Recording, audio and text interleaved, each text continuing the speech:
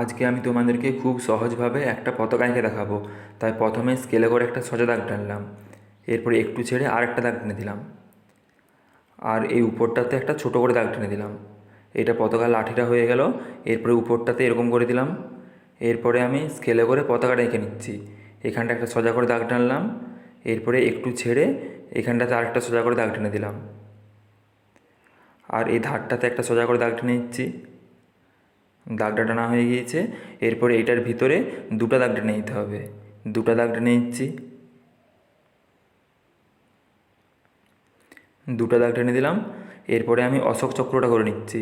এখানটা একটা গোল করলাম, গোল করার পরে এখানটা যোগ চিহ্ন করে দিচ্ছি, তারপরে গুণ চিহ্ন করছি। এরপরে এটার ভিতরে একটা করে দাগ টেনে নিচ্ছি। অশোক চক্রটা করা হয়ে গিয়েছে। এরপরে এখানটায় আমি তিনটা ধাপ করে দিচ্ছি। প্রথমের দাগটা একটু ছোটো করলাম, তারপরের দাগটা একটু বড়, তারপরের দাগটা আরও বড়। এরপরে নিচরে আরেকটা দাগ টেনে নিচ্ছি।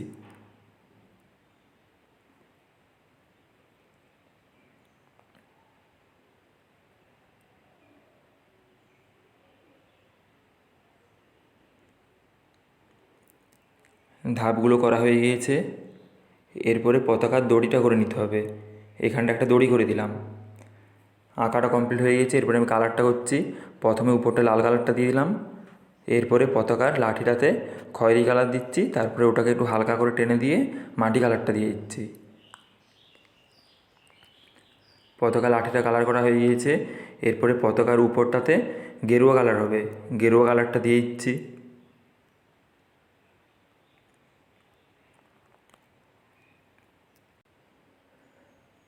গেরুয়া কালারটা দেওয়া হয়ে গিয়েছে। এরপরে এখানটাতে সাদা কালার হবে। খাতাটা সাদা বলে আমি সাদা কালারটা দিলাম না। এরপরে নিচটাতে সবুজ কালার হবে। প্রথমে একটু ডিপ সবুজ দিয়ে ওটাকে হালকা করে টেনে দিচ্ছি।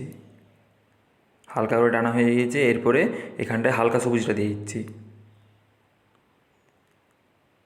সবুজ কালারটাও দেওয়া হয়ে গিয়েছে। একটু আঙুলে করে ঘষে মিশ খাইয়ে দিলাম।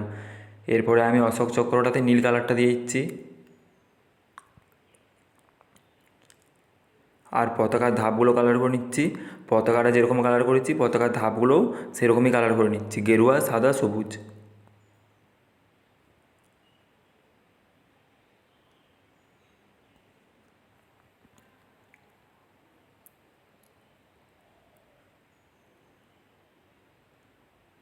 কালারটা করা হয়ে গিয়েছে। এরপরে ধারগুলোতে গ্লাস মার্কিন অথবা লেড বোলাতে হবে। ধারগুলোতে আমি লেডটা বুলিয়ে দিচ্ছি।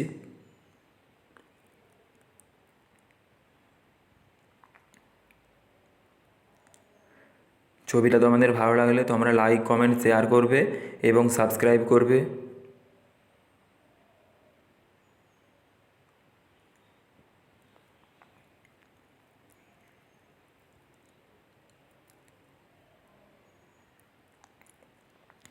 ছবিটা কমপ্লিট হয়ে গিয়েছে।